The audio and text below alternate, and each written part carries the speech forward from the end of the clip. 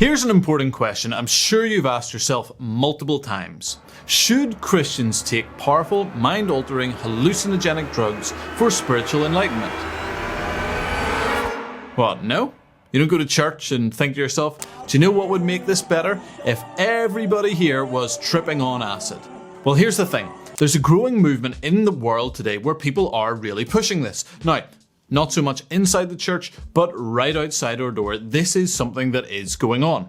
For instance, you've got the Joe Rogan podcast, which is the largest podcast in the world, and on a semi-regular basis there, he will talk about things like DMT, psilocybin, MDMA, all in a pretty positive light. Post Malone and I did a podcast. We did mushrooms. You have widespread reports in various areas of people having life-changing and what they consider to be positive experiences from taking these substances. Furthermore, these drugs are not necessarily destructive to health. They're not necessarily habit-forming. In the States, the FDA has approved one psychedelic as a treatment for depression. There are others on the way, and this actually has broad cross-party support. You know that if AOC and Dan Crenshaw are on the same side of something, we're in a strange place. And this is starting to pose a challenge for Christians. Many of us, we innately know that there's something up with this, that we shouldn't agree with it, but what do we do in the face of such public support and also apparent scientific literature that would back their use? Well, it may surprise you that the correct answer is not to, abandon the faith and run out to do peyote post-haste. Wait, let's not give up so easily. So, are you ready for my 3 points?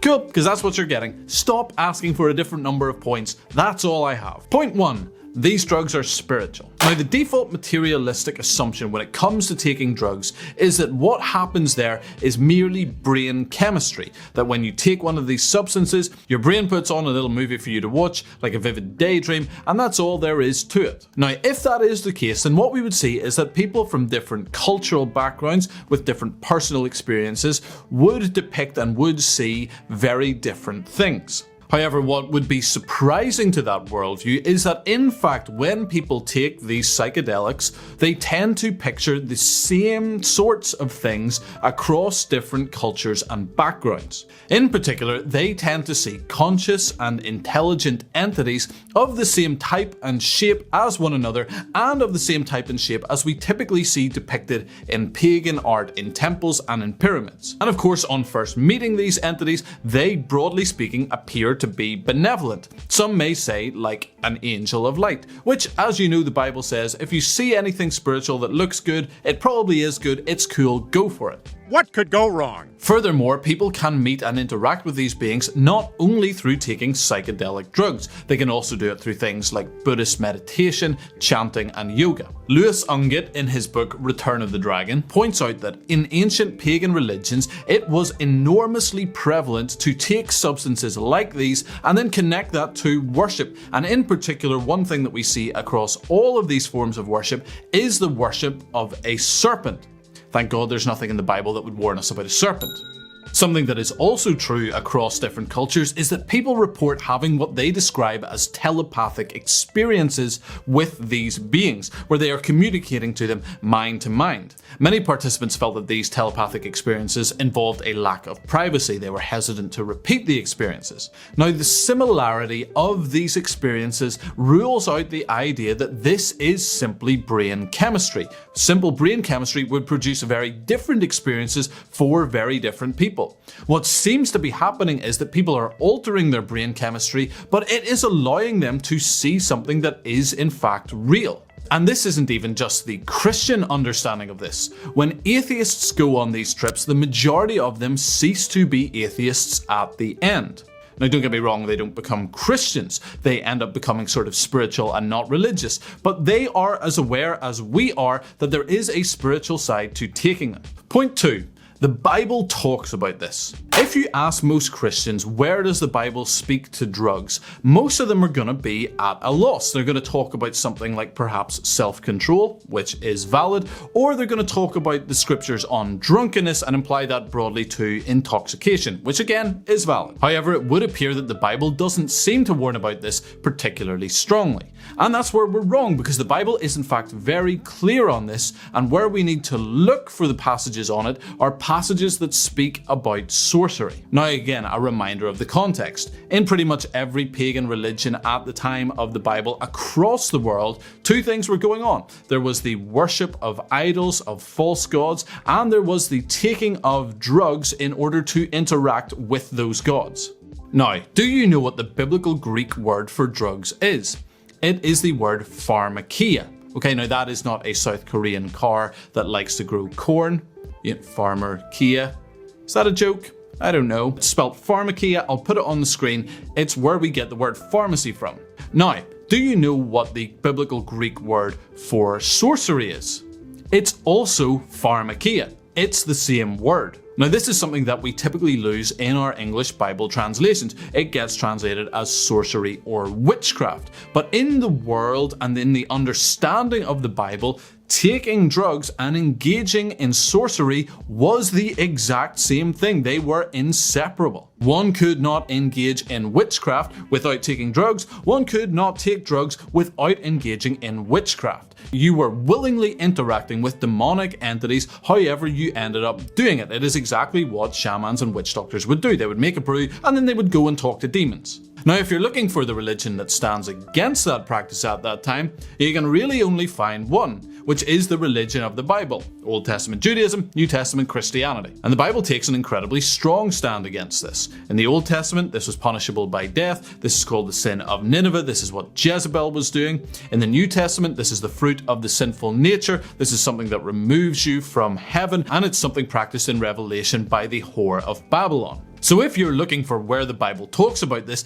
this is where you go. The Bible does not say that this is merely a physical experience, a psychological experience, or a chemical experience. It is a spiritual experience, and it is a spiritual experience of the demonic kind that the Bible forbids. Point 3. Although there also appear to be real positives, there also appear to be real negatives. So what do we do if someone comes along and says, hey, I took ayahuasca and it treated my depression or my PTSD? What do we do about these scientifically verifiable positive effects?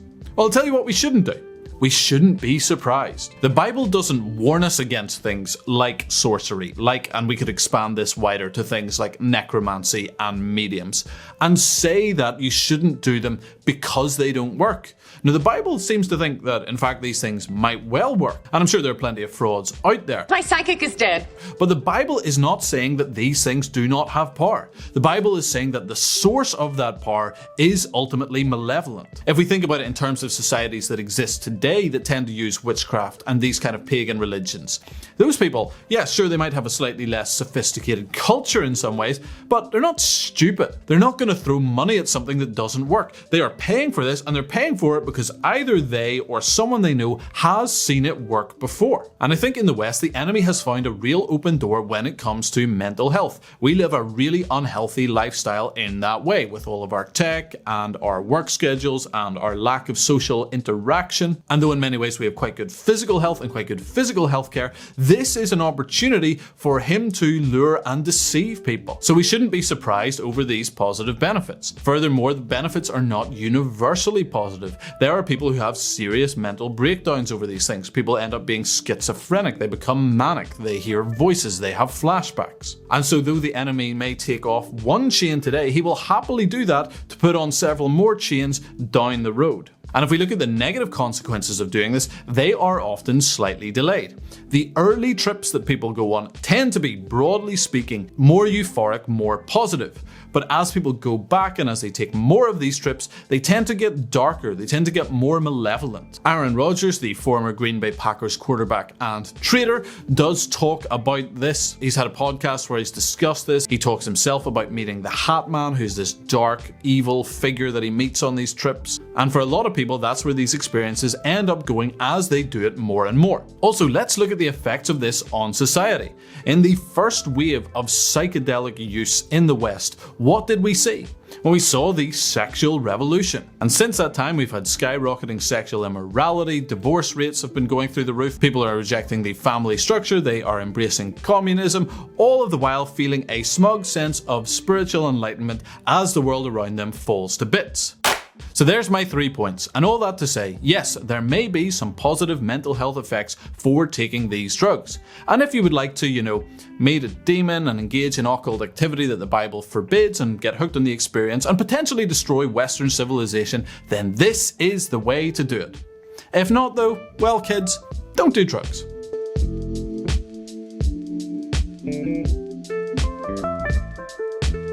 Thank you so much for watching. If you would like to find out more about this, I want to recommend 2 resources. Firstly, the book I mentioned, Lewis Unget's Return of the Dragon, is a great read from a biblical and historical perspective on this. Also, Michael Knowles on his YouTube channel did a long-form interview with a guy called Joshua Zatkoff. He was a heroin addict who then got into psychedelics and then got set free and became a Christian. Praise God for that. Do check those out. I'll link them below if you're on YouTube, or I'll tag them if you're on Twitter/X. Go team.